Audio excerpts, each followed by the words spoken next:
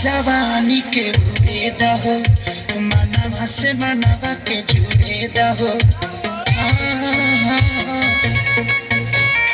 छीटा जवानी के उड़े दहो